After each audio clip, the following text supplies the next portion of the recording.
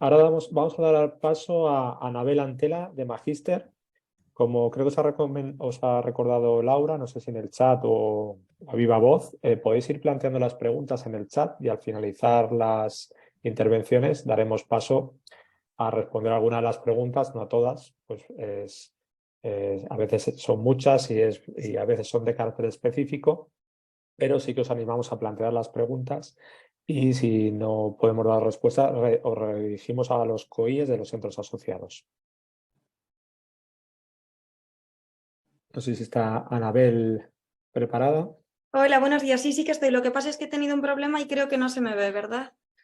No te vemos, pero te Pero me escuchamos. escucháis bien. Bueno, pues vamos allá con eso. Os voy a compartir pantalla, si os parece, que sé que no vamos muy bien de tiempo.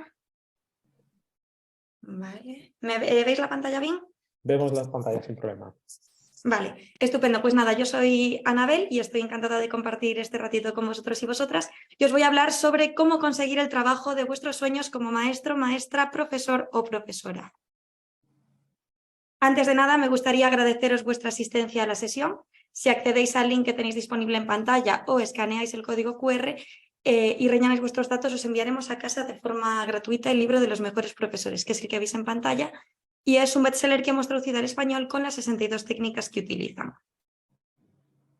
A lo largo de toda la sesión yo voy a tratar de dar respuesta pues, a las principales preguntas que os podréis hacer acerca del proceso de concurso-oposición, del baremo de méritos y de cómo se estructura en general. Igualmente, si os queda alguna duda, al final estaremos tanto mi compañera Eva Ruiz como yo para tratar de ayudaros con lo que no haya quedado claro. Entonces, voy a hablar de las novedades, cambios y previsiones que se esperan en las oposiciones docentes, tanto de 2023, 2024 y siguientes. Os daré a conocer las principales claves para tener éxito en las oposiciones. Conoceremos la estructura del proceso de concurso-oposición y cómo aumentar puntos en el baremo. Y resolveremos dudas. Entonces, cada año aumenta el número de docentes en España. En la actualidad hay alrededor de 1 millón de puestos de trabajo como profesor o profesora. De ese millón, como veis en la pantalla, más del 70% se encuentran trabajando en la enseñanza pública y menos del 30% restante están trabajando en centros privados y concertados. Se trata además, como veis, de cifras que no dejan de crecer. En el curso académico 2010-2011 contábamos con más de 683.000 puestos de trabajo de enseñanza de régimen general y solo 10 años después nos encontramos con esa cifra aumenta hasta superar los 755.000. Por supuesto, sin perder de vista esos más de 150.000 puestos temporales que tenemos en la actualidad, pues tanto de interinos e interinas, sustitutos, suplentes, etcétera. Entonces, vamos a ver un poquito las distintas casuísticas que tendríamos al finalizar los estudios como docentes. ¿Qué tendríamos que hacer si decidiéramos trabajar en centros privados o concertados? Bueno, en primer lugar, va a ser muy importante que tengamos un muy alto nivel de inglés. La mayoría de los centros nos están exigiendo un C1. Por otra parte, como vimos antes, va a haber menos puestos que en centros públicos. Por lo tanto, va a ser muy interesante que tengamos el mayor número de especialidades posibles. Por ejemplo, si tenemos el grado de educación infantil y lo completamos con el grado de educación primaria, vamos a tener muchas más posibilidades porque vamos a poder cubrir más vacantes. Y luego, y como no podría ser de otra manera, pues va a implicar una búsqueda de empleo muy activa. ¿Qué pasa si, por lo contrario, lo que queremos es trabajar en la enseñanza pública? Bueno, pues en este caso la respuesta es súper sencilla. Tendríamos que presentarnos ese proceso de concurso-oposición. Nos planteamos entonces la gran pregunta: ¿por qué la mayoría de profesores y profesoras quieren trabajar en la enseñanza pública? Bueno, como acabamos de ver, más del 72% de los puestos de trabajo docente están en los centros públicos, lo que quiere decir que tenemos más posibilidades de trabajar en la pública que en la privada o en la concertada. Vamos a tener también un mejor horario laboral, aunque ya todos y todas sabemos que el horario docente no termina cuando terminan las clases. Sí que es cierto que en la privada o concertada pues vamos a tener muchas más papeletas que si de impartir pues una actividad extraescolar por la tarde, algún taller, etcétera. Mayor autonomía docente, mayor estabilidad. Una vez que conseguimos nuestro puesto de trabajo, tenemos un puesto de trabajo fijo, una plaza vitalicia. Sí que es cierto que en la privada o concertada podemos tener ese puesto de trabajo fijo, pero igual de cierto es que en cualquier momento nos van a poder despedir. Vamos a tener también un mayor salario, estamos hablando de en torno a los 30.000 euros brutos anuales y algo que no muchas veces tenemos en cuenta, que es la cercanía al domicilio. Una vez que tenemos nuestra plaza podemos solicitar el traslado a centros cercanos al domicilio. Esto es algo que sucede dentro de la misma provincia, en otra provincia, incluso en distinta comunidad autónoma. Una vez que tenemos nuestra plaza, podemos plantearnos ir a vivir a otro lugar y solicitar ese traslado. En la privado concertada esto se dificulta un poco, pues porque va a ser más complicado que ese centro en el que estamos trabajando tenga sede, por ejemplo, en otra comunidad autónoma. Vale, entonces, ¿por qué 2023 y 2024 serán de las mejores convocatorias de oposiciones? Hasta 2024 se ha anunciado la mayor oferta de empleo público docente de la historia. Estamos hablando de que se han convocado más de 100.000 plazas.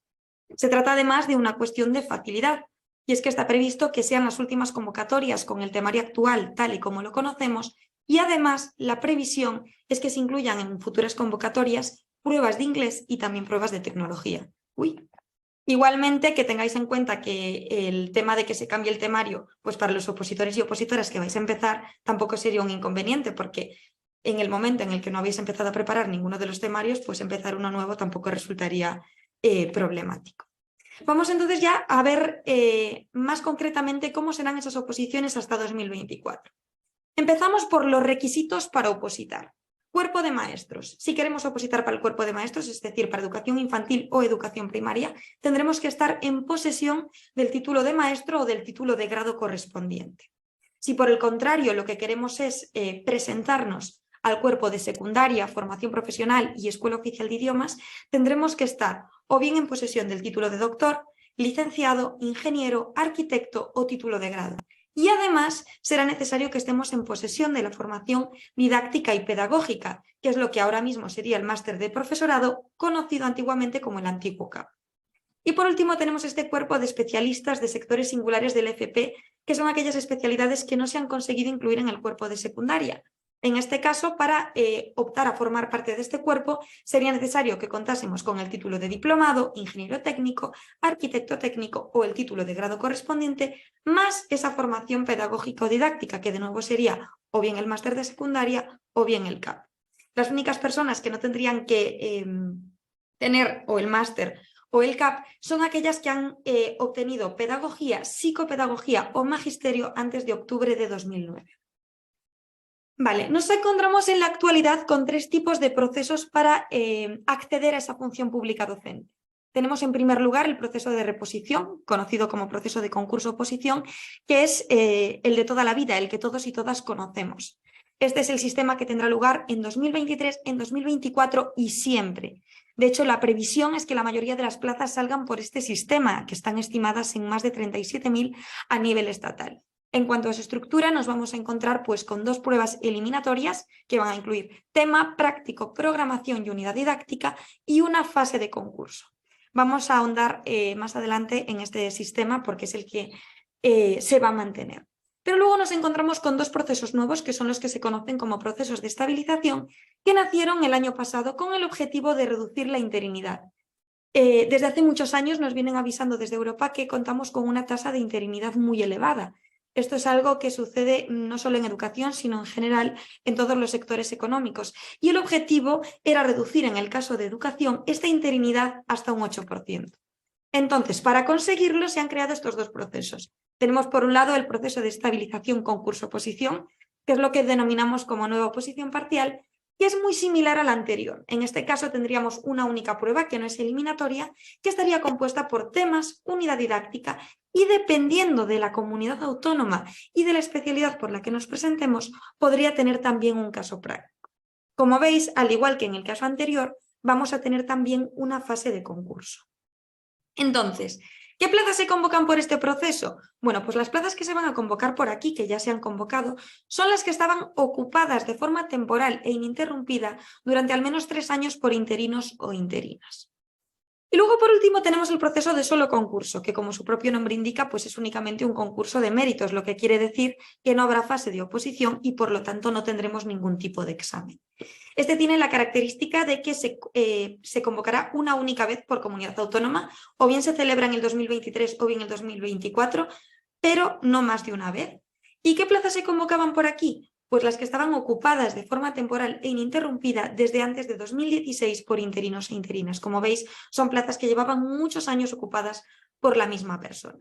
Igualmente que tengáis en cuenta que sí que es cierto que se pueden celebrar en el 23 o en el 24 cualquiera uno de estos dos procesos, pero ya se han publicado. Por lo tanto, si no han salido todavía, ya no se van a publicar.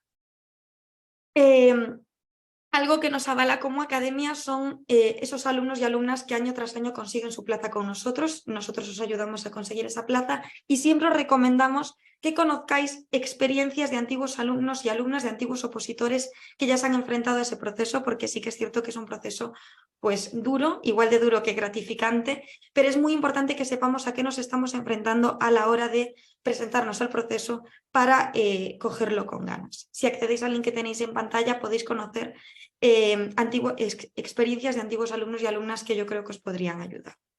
Entonces, vamos ya a ver ese proceso de reposición, que es el que se va a mantener tanto estos años como siempre a partir de ahora. ¿Dónde y cómo se regula? Vale, todo el proceso va a estar regulado por ese Real Decreto 276/2007 que veis en pantalla. Este Real Decreto es a nivel estatal, lo que quiere decir que va a ser igual para todas las comunidades autónomas, da igual donde nos presentemos, que nos vamos a regular por este Real Decreto.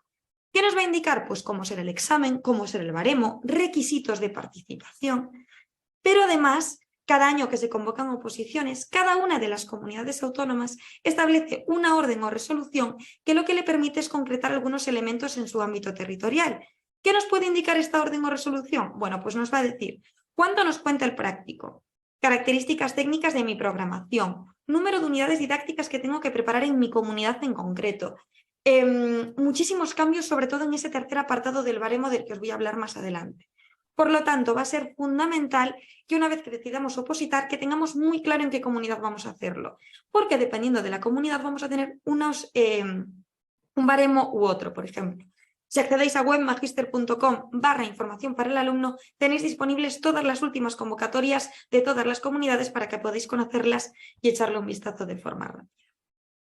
Vale, vamos con la estructura. Decíamos antes que contábamos con dos pruebas eliminatorias. La primera sería la prueba de conocimientos específicos, que a su vez, como veis en la pantalla, se divide en dos partes. Por un lado tenemos la prueba práctica y por otro lado tenemos el desarrollo de un tema.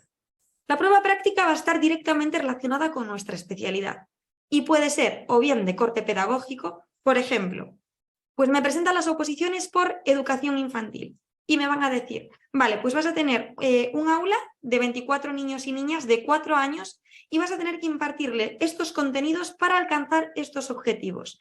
Entonces, ¿cómo lo harías? ¿Qué actividades desarrollarías? ¿Qué harías tú para conseguir alcanzar estos objetivos a través de estos contenidos? Pero también puede ser de corte epistemológico. Por ejemplo, si me presentan las oposiciones por secundaria inglés, me pueden pedir pues una traducción o un listening, y si por el contrario pues me presento, por ejemplo, para lengua castellana y literatura, que me pidan un comentario de texto. Vale, una vez que finalizamos esta prueba práctica, pasamos al desarrollo de un tema. Vale, dependiendo de la especialidad por la que nos presentemos, vamos a tener que preparar un número u otro de temas. Por ejemplo, para el cuerpo de maestros nos suelen pedir 25 temas, en este caso se extraerían 2 temas al azar y tendríamos que escoger uno de ellos para desarrollarlo. Si nos presentáramos por secundaria, formación profesional o escuela oficial de idiomas, tendríamos entre 51 y 75 y en este caso nos extraerían al azar 4 temas, seleccionaríamos uno de ellos y lo desarrollaríamos. ¿Cómo nos la evalúan? Bueno, cada una de las partes nos la van a valorar de 0 a 10 puntos. Va a ser necesario que obtengamos al menos 2,5 en cada una de las partes para proceder a la ponderación. Ponderación, dependiendo de la comunidad autónoma en la que nos presentemos, cada una de las partes nos va a puntuar entre un 30 y un 70% de la nota. Esto solo lo establece la comunidad por la que nos presentamos. Y una vez que procedemos a esta ponderación, si obtenemos 5 o más puntos, pasaríamos a la segunda prueba, que sería la prueba de aptitud pedagógica. De nuevo vemos que se divide en dos partes. Por un lado tenemos la programación y por otro tenemos la unidad didáctica. Anabel, Entonces, disculpa que te interrumpa. Sí, dime. Tenemos que ir avanzando porque nos queda muy poquito tiempo y sobre todo para poder dar paso a las preguntas. Vale, perfecto. Si te parece, Laura, como también está mi compañera Eva en el chat, puede ir contestando ya las preguntas que ya vayan me parece. surgiendo. Vale, pues Y yo maravilloso. solo termino con la estructura, que es lo fundamental, y si queréis damos paso a las preguntas, para no Perfecto, dejarlo colgado. ¿Qué te parece? perfecto. ¿Sí? Si se puede ir contestando la otra persona en el chat, maravilloso. Sí, Eva ya nos echa una mano con las preguntas. Y yo Maravilloso. termino la estructura y acabamos. ¿Vale? Muy bien. Vale, entonces, esta segunda parte tendría la programación, que serían los contenidos que vamos a impartir a nuestro alumnado desde septiembre hasta junio, y luego tendríamos la unidad didáctica, que son esas distintas unidades que se integran dentro de la programación y que, dependiendo de la comunidad en la que nos presentemos, tendremos un número u otro mínimo de unidades didácticas. De nuevo vemos que la ponderación va a depender de la comunidad autónoma, entre un 30 y un 70% cada una de las partes. Si conseguimos un 5, pasaríamos al baremo de méritos. Y como no tenemos tiempo, os lo resumo en esta pantalla y ya no entro a profundizar en cada uno de los apartados. En este concurso de méritos podemos conseguir un máximo de 10 puntos y podemos hacerlo o bien a través de la experiencia docente previa, que nos va a permitir conseguir un máximo de 5 puntos a través de la experiencia o bien en centros públicos o bien en centros privados y concertados. La formación académica, que nos va a permitir también conseguir 5 puntos. Nos van a puntuar la nota media de la carrera, otras titulaciones como diplomaturas, licenciaturas, grados, másteres oficiales y también nivel avanzado de idiomas. Y por último, el apartado de otros méritos, con el que podremos conseguir 2 puntos a través de los cursos de formación permanente, que es lo que nos puntúa en todas las comunidades, o otros elementos como publicaciones, idiomas, el premio extraordinario en la carrera, etc. Esto sería lo que nos puntuaría. Y ya me voy a quedar aquí, simplemente que tengáis en cuenta que la oposición nos va a puntuar el 60% el 66% de la nota y el concurso el 33% restante. Y voy a dejar el resto para preguntas para que podamos resolver en general, si os parece, porque si no me voy a pasar de tiempo. Muy bien, muchas gracias, Anabel, por la intervención. Creo que ha quedado muy claro los puntos relativos a todo lo que es el proceso de oposiciones en el momento que nos encontramos, como muy bien has señalado, con los diferentes tipos de concursos que tenemos en la actualidad y procesos de estabilización. Y si hay alguna pregunta, podemos dar paso, pues a alguna pregunta que creo que no se ha contestado en el chat todavía. Nos pregunta Ivonne Cabo si desde la antropología a qué actividad docente se podría optar y cómo. Lidia Soler nos plantea, para opositar a un centro educativo, tiene dudas si es necesario disponer de un C1 de inglés, siendo público el centro, según pregunta. Y Sara García nos formula la pregunta que quiere opositar y si es mejor hacerlo. Perdón, se me ha ido el chat. Se me ha ido el chat. No sé. Me han desaparecido las preguntas. No sé por Vale, qué. perfecto. Abajo, Miguel, Ha puedes cambiado el modo volver de a aplicar. pantalla y me ha aparecido así. Sí, Pero para bueno, ver puedes bien el volver a chat. aplicar abajo en donde pone chat y te aparece de nuevo. Vale, vale. Vale. Nos pregunta Lidia, para opositar a un centro educativo también es necesario disponer de un C1 de inglés, ¿no? Siendo público el centro. No, Lidia, no sería necesario el C1. Tú únicamente para opositar no necesitas idiomas, únicamente si te presentas, pues, por ejemplo, en Galicia, que necesitarías el gallego, o en Cataluña, que sí que necesitarías el catalán, pero en lo referente al inglés es interesante que tengas el C1 porque en el baremo de méritos te va a puntuar 0,5 puntos y te va a ayudar mucho de cara a conseguir la plaza, pero no es requisito. Vale. Si quiero opositar es mejor hacerlo después de haber trabajado unos años y tener un doctorado. Quiero ser profesora de secundaria o bachillerato. Sara García, tendrías muy buena oportunidad en este caso. Te cuento porque el doctorado te va a puntuar un punto y si por lo que fuera tuvieras también el premio extraordinario en el doctorado tendrías medio punto más también. Por lo tanto, ya estarías contando pues, con más ventaja respecto de otras personas. Espera porque no quiero contestar preguntas que ya estén. Sí, creo que Eva ha contestado las restantes preguntas, la que planteaba Rubén Vale, y perfecto. la que planteaba también. Bueno, Sara es la única pregunta, creo que no. Si es Sara. mejor hacerlo, Sara García nos Sí, a Sara ya le he preguntaba. contestado. A Ah, Sara le perfecto. contesté. Sí, Muy sí. bien. Ah, sí, ya está ahí las gracias. Estupendo. Sí, Muy bien. respecto a Ivonne, acabo de poner ahora en el chat también un enlace donde voy a poder ver todas las especialidades, concretamente para el ámbito de la antropología, pues cuál sería la especialidad correspondiente dentro de su ámbito, del máster de formación del profesorado. Muy bien. Bueno, pues si no hay más preguntas, podemos dar por concluida esta mesa relacionada con las salidas profesionales en el ámbito de la educación. Agradecer a Nuria, a Noemi, a Paula y a Anabel sus ponencias. Creo que ha sido una hora muy productiva. Muchas gracias, Nuria Manzano, por tu presentación y participación. Y como os digo, animaros a ver los vídeos de nuevo, profundizar y si tenéis dudas, por favor, en los COIs de los centros asociados estamos a vuestra disposición, están encantados de recibiros. Son preguntas muy específicas y creo que es mejor pues sentarse con los compañeros del COI en los centros asociados o bien de la sede central para resolver esos itinerarios y esas dudas relativas a educación. Muchas gracias a todos. Tamara nos dice dónde se pueden ver los vídeos. Laura, eso creo que lo controlas tú mejor. Sí, todas las grabaciones estarán colgadas en Canal UNED. Entonces podréis verlo cuando estén disponibles todas y poder de nuevo escucharlas o si te has perdido alguna, pues poder retomar. Había una persona que preguntaba, que quería hacer una pregunta a Nuria Manzano, pero es que estamos ya fuera de tiempo. Sí. Pero bueno, muchísimas gracias a todos.